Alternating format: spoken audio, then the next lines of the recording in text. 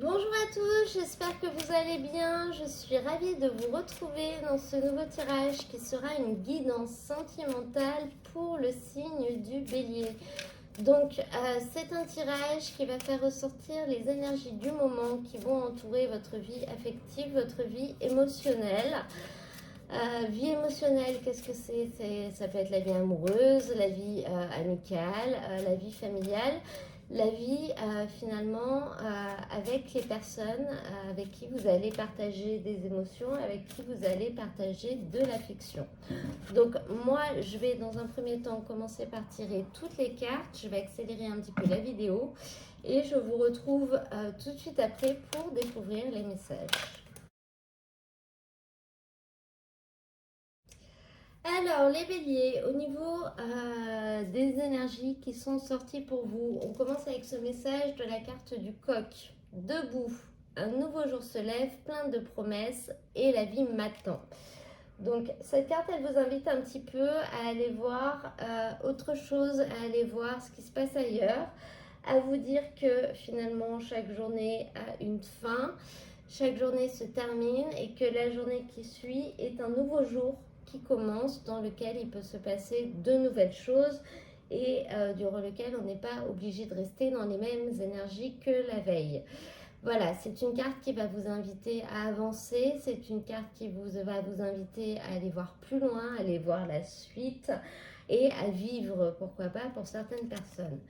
En sachant qu'au niveau de l'énergie centrale, on a la carte « Ton âme sœur n'est pas prête ».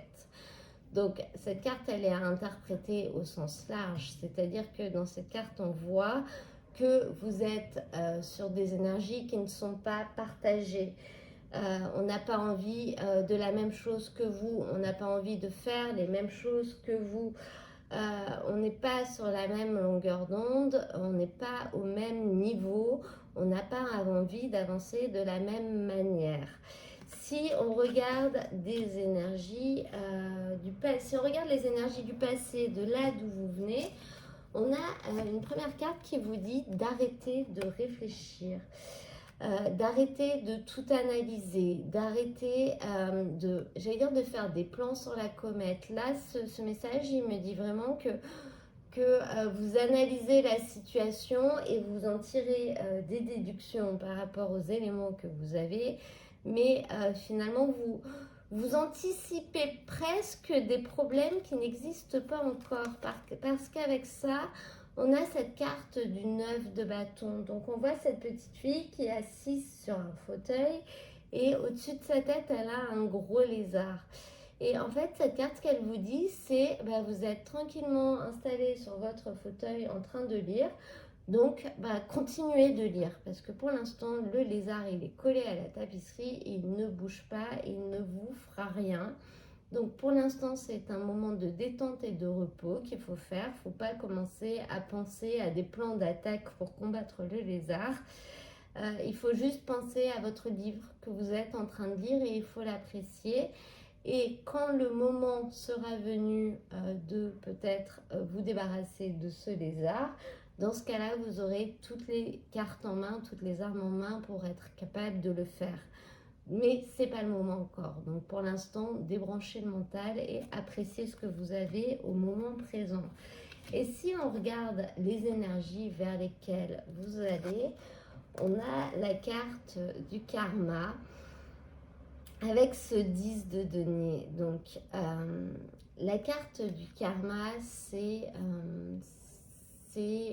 alors cette carte représente une relation, un lien karmique que vous avez peut-être avec une personne, mais elle représente aussi peut-être une justice divine. Donc là, on nous dit que les choses vont réussir à rentrer dans l'ordre et à s'équilibrer sans forcément que vous ayez pas grand-chose à faire. Vous, la seule chose que vous avez à faire, c'est à aller vivre votre vie, à continuer d'avancer. On voit sur cette carte du 10 de denier que finalement le 10 c'est la fin d'un cycle. Donc le manège il tourne en rond, il tourne en rond.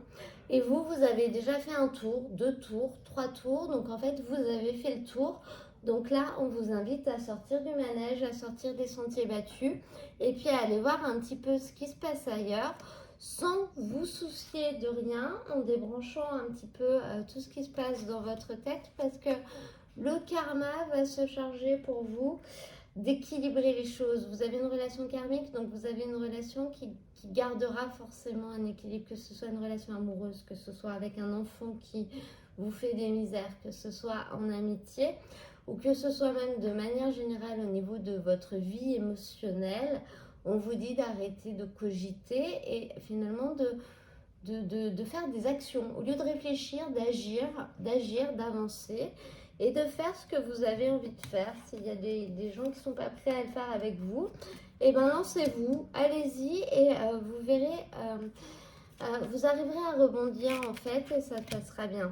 Au niveau de votre socle, on a la carte des secrets. Ça peut vous représenter vous, ça peut représenter finalement un secret que vous avez un petit peu laissé de côté. Ça peut représenter peut-être une relation qui est un petit peu secrète, qui est un petit peu cachée, et puis la personne concernée, votre partenaire, n'est pas encore prêt à l'ouvrir au grand jour. Donc au niveau de votre socle, on nous dit que vous vivez quand même un petit peu comme un ermite en fait, comme un ermite. C'est une relation qui est un petit peu isolée, ou alors vous vous êtes isolé un petit peu par rapport à ce secret que vous portez, que vous essayez de garder, que vous avez peur qu'il soit dévoilé, peut-être. Et vous êtes un petit peu dans l'attente d'une lumière, dans l'attente d'une solution. Donc là encore, on vous dit que c'est pas le moment. Donc ça, c'est votre base, c'est ce qui vous soutient ou c'est ce que vous portez. On vous dit de le laisser là et peut-être de tenter d'autres choses, de tenter d'aller voir ailleurs, et ça permettra peut-être de décoincer la situation. Parce que quand on regarde vers quoi vous allez, on a une vraie carte de fidélité, une vraie carte de loyauté, d'intégrité. Donc on ne voit pas vraiment de trahison, de choses néfastes, de choses négatives. Au contraire, on voit finalement des gens, des personnes, ou une personne, c'est peut-être vous également, qui sont fidèles en fait, qui sont fidèles, qui sont loyales, qui sont justes et qui sont équitables. Et avec ça, on a le roi de deniers. Donc on voit une certaine combativité, une certaine force qui est mise pour réussir à préserver finalement cet équilibre dans cette relation, dans vos relations avec les autres.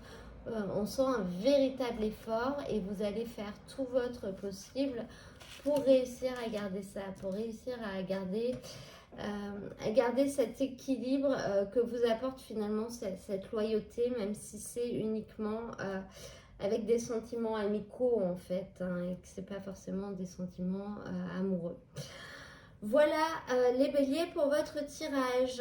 J'espère qu'il vous a plu, qu'il vous a permis de passer un très très bon moment.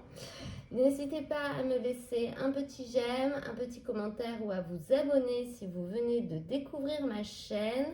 Vous trouverez dans la description de la vidéo le lien vers l'ensemble des tirages de la période si vous voulez aller voir votre signe ascendant ou votre signe lunaire pour avoir des messages complémentaires pour compléter un petit peu les informations, parce que je vous rappelle que c'est un tirage général, donc il ne pourra pas parler à tout le monde.